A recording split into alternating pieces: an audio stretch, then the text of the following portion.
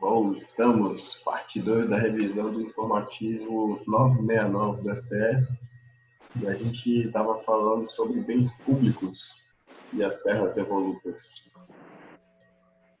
Aí, qual foi o caso, só para contextualizar? Em 68, na verdade é o seguinte, o estado de São Paulo tinha uma grande área que considerava essa área como terra devoluta, né? E em razão disso, em 1939, o estado de São Paulo ingressou com ação discriminatória para regularizar essa área. Esse pedido foi julgado procedente e houve a expedição dos títulos de domínio das terras em favor do estado.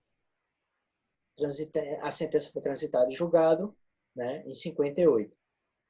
Aí, entre os anos de 60 a 65, o estado de São Paulo ele fez a regularização fundiária e expediu os títulos de propriedade aos particulares que estavam relacionados com as glebas dessa área, né? Aí, aproximadamente 3 anos após a regularização dessas glebas pelo estado de São Paulo, a União entrou com ação contra o estado e seus particulares, né, que receberam essas glebas, alegando que esses títulos não poderiam ser expedidos porque essa área era integrante do patrimônio federal. E aí, o que é que a União requereu nessa ação? A anulação dos títulos de domínio, que seriam expedidos supostamente de modo irregular, a reintegração da posse nessa área e a anulação de todos os atos oriundos dos respectivos títulos. Ou seja, né, posso supor aqui que os contratos de compra e venda, de usufruto, enfim, todo e qualquer ato, né, que versasse sobre o direito real daquela gleba. E aí, né, um aspecto interessante é que a União, nesse processo, não alegou fraude, falsidade documental e nenhuma fé. Né? Apenas era uma ação anulatória de caráter reivindicatório, né, alegando que a União não foi citada na ação discriminatória. E aí, sob esse argumento de que a União deveria ter sido citada nessa ação discriminatória proposta pelo Estado de São Paulo, né, ela pediu a nulidade de tudo isso. O pedido foi julgado procedente? Não. Né? Por quê? Porque aí entra o conceito de terra devoluta. Né? E o que é terra devoluta? São aquelas que não têm nenhuma utilização pública específica e que não se encontram por qualquer título integradas ao domínio privado.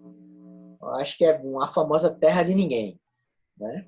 E essas terras devolutas, em regra, ela pertence aos Estados-membros, né? Com exceção daquelas áreas indispensáveis à defesa das fronteiras, das fortificações e construções militares, das vias federais de comunicação e a preservação ambiental.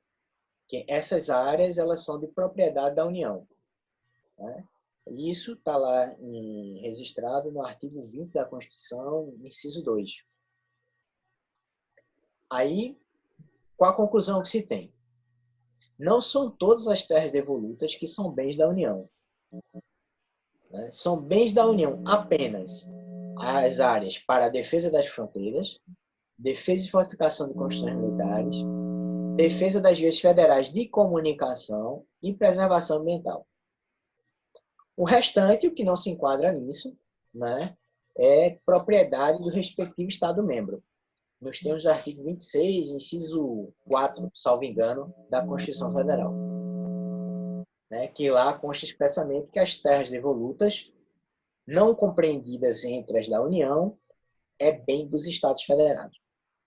Então, em outras palavras, seria as terras devolutas são do Estado e a exceção as terras devolutas pertencentes à União, no caso, para a defesa das fronteiras, fortificações de construções militares, defesa das vias federais de comunicação e preservação ambiental, não é isso?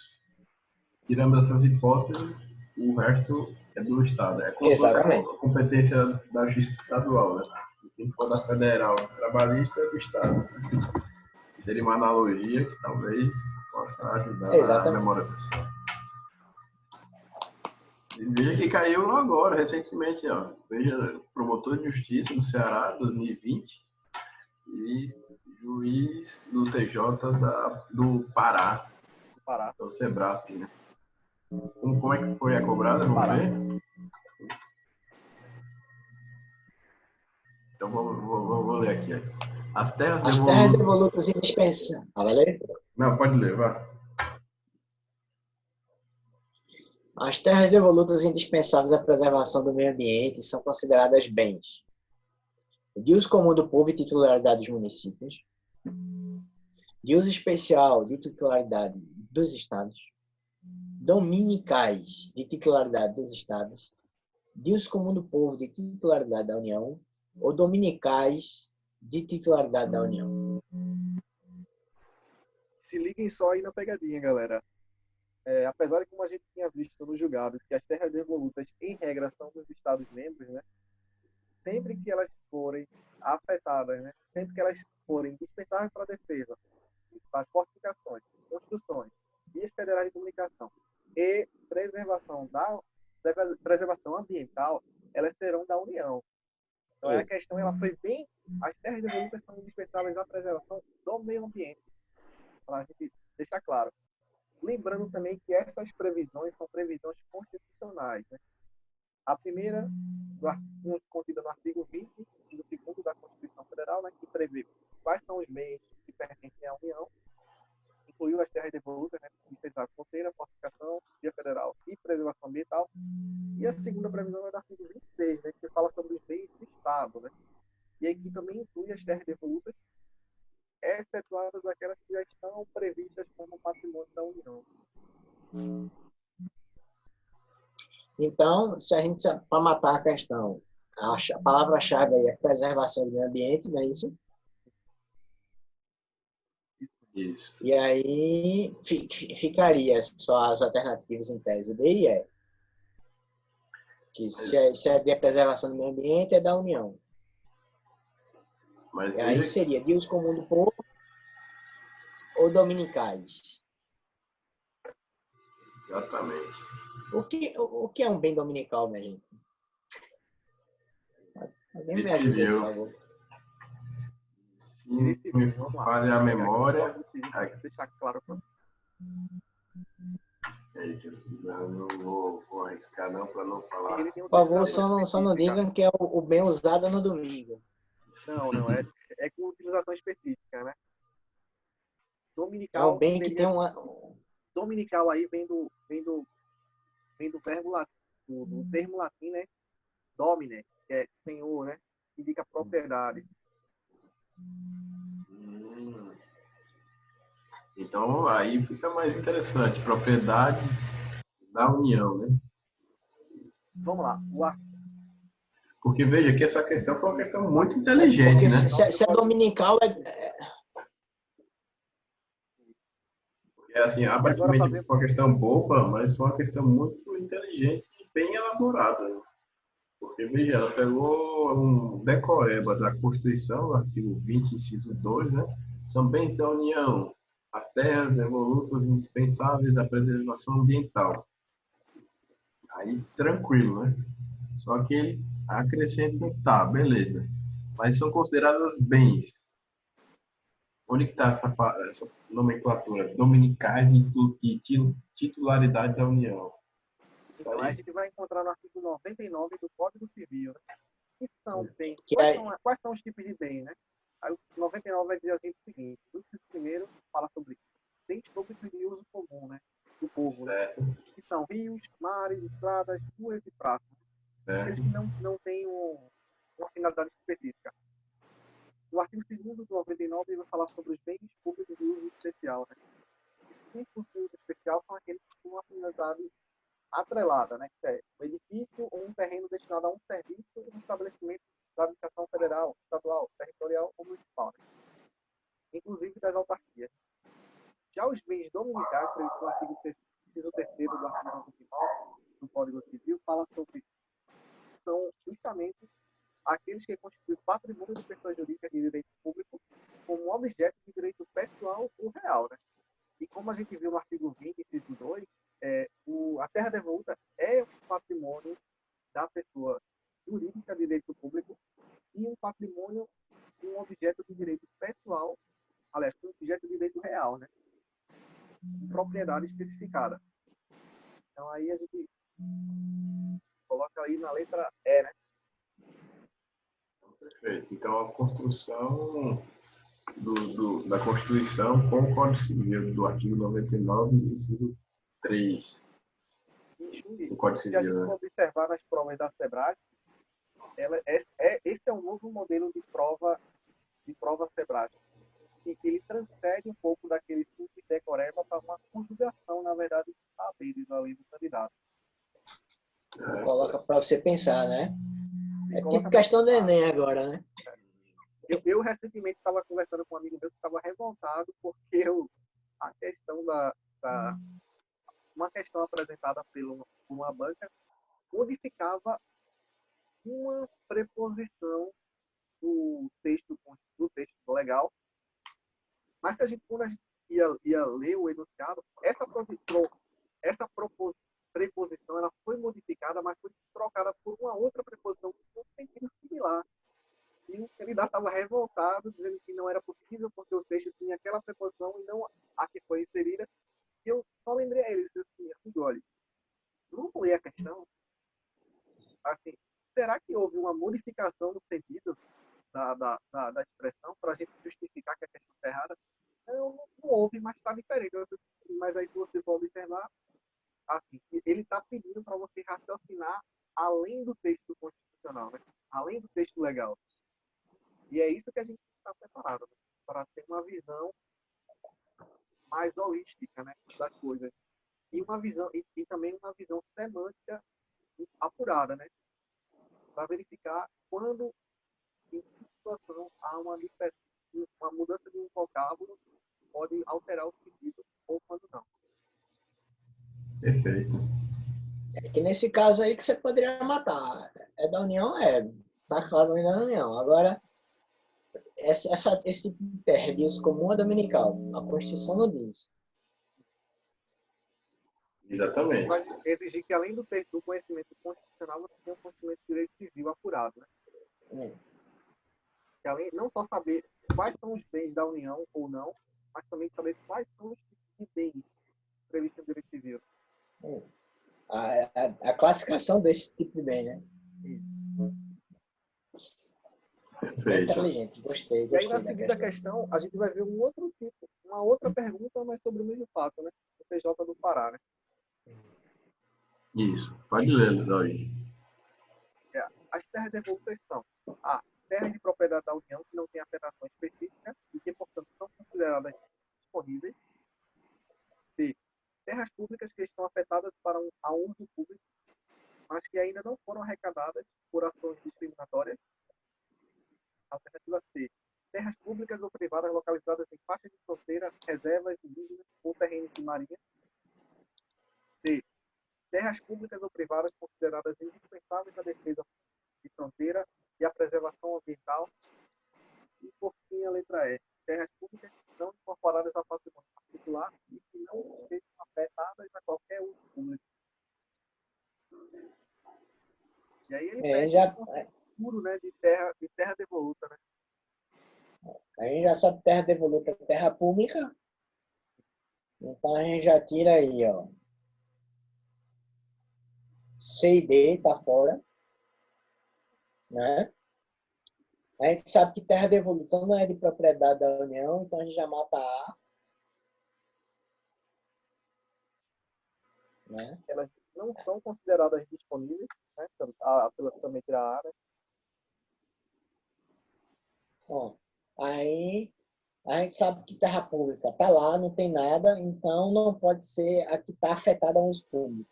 Então a gente já matou A, né, porque disse que era da União, B, porque disse que ela estava afetada a um uso público, C, porque ela botou pública ou privada e terra devoluta é só pública, D, porque ela pública ou privada, né? E só ficou E.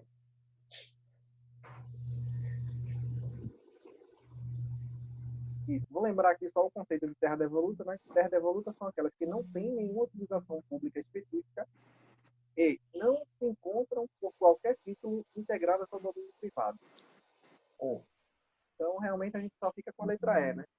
Não é incorporada ao patrimônio particular, requisito 1, né? E 2, não estão afetadas a qualquer uso público. Ou seja, é a terra de ninguém. É. Nem é de fronteira, nem de nada. Não. É porque ela é pública por exceção, né? Então, assim, não tem ninguém lá, não é da União, então ela vira pública do Estado. Eu só acho assim, terra de ninguém a gente não pode classificar porque ela vai ser sempre do Estado ou da União, entendeu? Mas assim, que não pertence, terra que não pertence a particular. Né?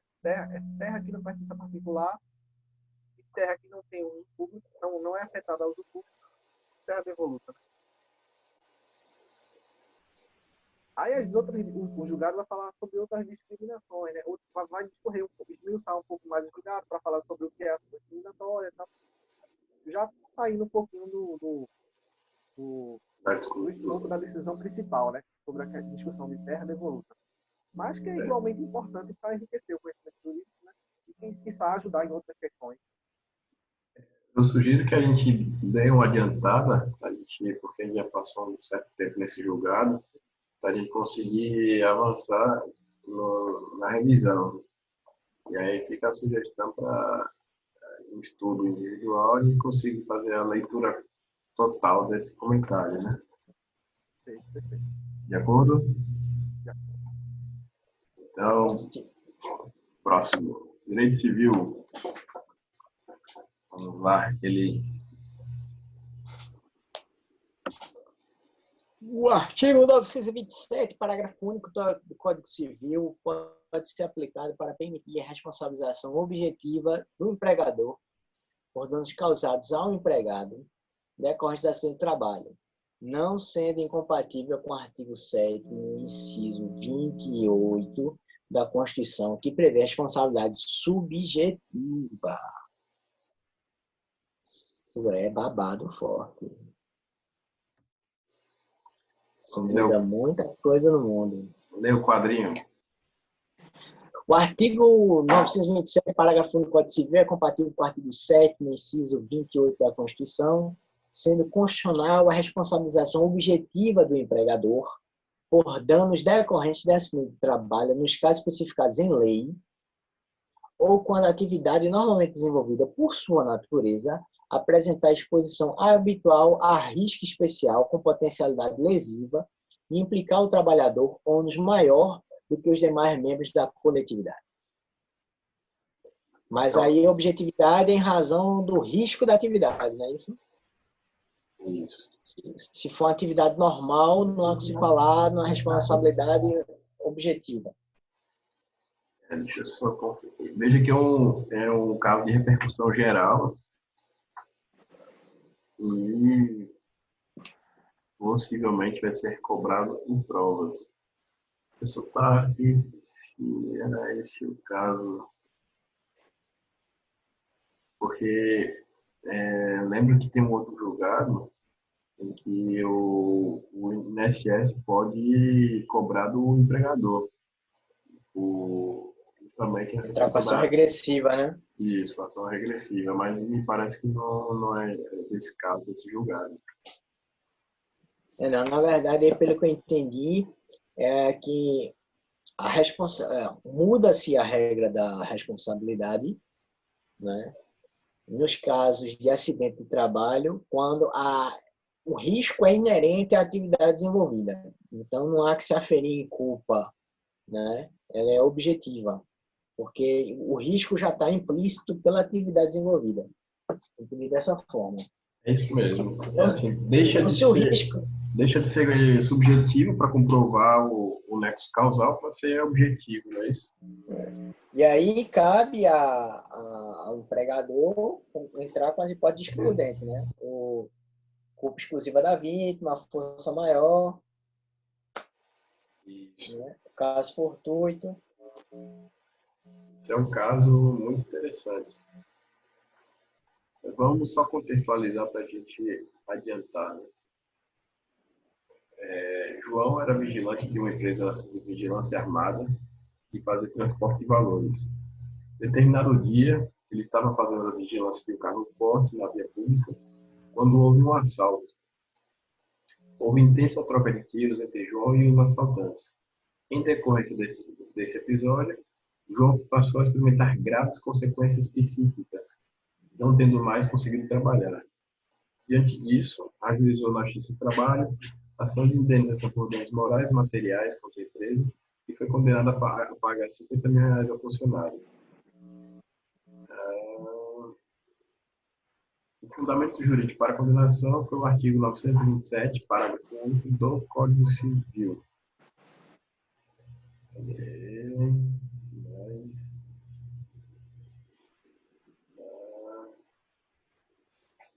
A tese da empresa foi acolhida. Não, a tese da empresa, o argumento da empresa foi o seguinte: o artigo 7º e 28 da Constituição afirma que, em caso de acidente de trabalho, o empregador só pode ser condenado a indenizar o empregado quando houver dolo ou culpa do patrão. E aí é o caso de responsabilidade subjetiva, não é isso? O artigo 27, parágrafo único do Código Civil, por outro lado, afirma que não haverá a obrigação do empresário indenizar, mesmo que ele não tenha agido com culpa. Logo, a previsão do Código Civil, ao dispensar a culpa, contraria a regra da Constituição que exige a culpa. Veja que a construção do raciocínio jurídico dos advogados da empresa. É interessante. Mas essa tese foi acolhida pelo STF? Não, não foi acolhida. O STF, portanto, decidiu que o artigo 927, parágrafo único do Código Civil, tem aplicação geral e também pode ser utilizado para permitir a responsabilidade objetiva do empregador por danos decorrentes de acidente de trabalho. Querem fazer alguma ponderação? Uma ponderação rápida. O dano moral é uma matéria amplamente discutida nos textos legais e constitucionais. E no texto constitucional há uma previsão no artigo 7º que são direitos trabalhadores dos bancos rurais que seguro contra acidente de trabalho a cargo do empregador, sem excluir a indenização a quem está obrigado, não incorrer em dolo ou culpa, né? Quer dizer, a gente vê que no artigo 7º da Constituição se prevê uma responsabilização efetiva por danos causados ao trabalhador por parte do empregador. O Código Civil, por sua vez, no artigo 927, parágrafo único, ele vai ter uma visão mais, uma responsabilização objetiva, né? Vai ter, haverá obrigação de reparar o dano independentemente de culpa nos casos especificados em lei ou quando a atividade normalmente desenvolvida pelo autor do dano implicar por sua natureza riscos para os direitos de outrem. Então a discussão também vai ser a seguinte: a atividade desenvolvida pelo trabalhador, ela é de risco ou não? E aí, dessa classificação, a empresa não consegue se livrar, né, da indenização do trabalhador. Foi como decidiu o STF, né? E para evitar injustiça, né, esse parágrafo do 927, ele vai trazer essa responsabilização objetiva e vai dar garantias ao trabalhador, né? Inclusive o seguinte: quando o 927 fala sobre riscos para os direitos de outros, né, quando ele fala outro, ele está falando de terceiro, mesmo que não tenha um com o empregador. E sobre a questão dos riscos, basta ver o artigo 193 da CLT, que vai lá, são consideradas atividades de risco, né, ou operações perigosas, né, aí nos 2, roubos e outras espécies de violação pública nas atividades profissionais de segurança pessoal ou patrimonial. Para deixar claro que o trabalhador está, a previsão lá dessa situação que ocorreu com o trabalhador, ela está sim prevista na CLT e ela pode sim utilizar-se do artigo 927 do Código Civil para ensejar a responsabilização objetiva, como fez o STF. Mas veja que foi interessante o argumento da empresa, porque na dicção, pelo que eu entendi, do artigo 7, inciso 28 da Constituição, a empresa seria responsabilizada quando incorrer em dolo ou culpa, né? Só que houve uma interpretação para afastar essa responsabilidade subjetiva, aplicando o artigo 927, parágrafo único, para afastar a exigência da comprovação do dolo ou culpa, né? E concluir pela responsabilidade objetiva, né? Por isso que ele fala na tese fixada da seguinte forma: o artigo 1927, parágrafo único do Código Civil, é compatível com o artigo 7º, 28, inciso 28 da Constituição Federal, sendo constitucional a responsabilidade objetiva do empregador por danos decorrentes de acidente de trabalho, nos casos especificados em lei, ou quando a atividade normalmente desenvolvida, por sua natureza, apresentar a exposição habitual a risco especial, com potencialidade lesiva, implicar ao trabalhador ônus maior que aos demais membros da coletividade. Então, foi uma conclusão, uma construção bem interessante dessa responsabilidade. E, assim, acho que em outras palavras, eu quis dizer, olha, como esse pessoal trabalha com atividade de risco muito acentuado, se comparado com os demais trabalhadores de forma geral, então não pode haver a mesma forma de responsabilização. E aí, é como ele falou, teria que, para poder a empresa afastar da sua responsabilidade, ela invocar alguma excludente de ilicitude. Lembrando também só que isso aí foi assim, na verdade foi uma releitura do enunciado que já existia, né, no da Quarta Jornada do Direito Civil, né, o 377, que já previa essa mesma questão. O artigo 7º da Constituição não era impedimento para a aplicação do artigo 927 do Código Civil, quando se tratar de atividade de risco. E a gente vê que é uma conjugação, na verdade, de várias leis, né, do Código da Constituição, artigo 7, do Código Civil, artigo 927, e do artigo 193 da CLT, né, que prevê quais são as atividades de risco. Isso. E aí, citando o caso, é o 193, inciso 2, né? Exposição permanente do trabalhador a roubos e outras espécies de violência física nas atividades profissionais e segurança pessoal ou patrimonial. Por mim, está bem interessante. Assim, eu estou satisfeito com a análise desse julgado. Vocês têm mais alguma observação a fazer? Eu não. Então, a gente vai fazer o seguinte, vamos fazer outro... só tem mais dois julgadozinhos, né? Acho que dá certo.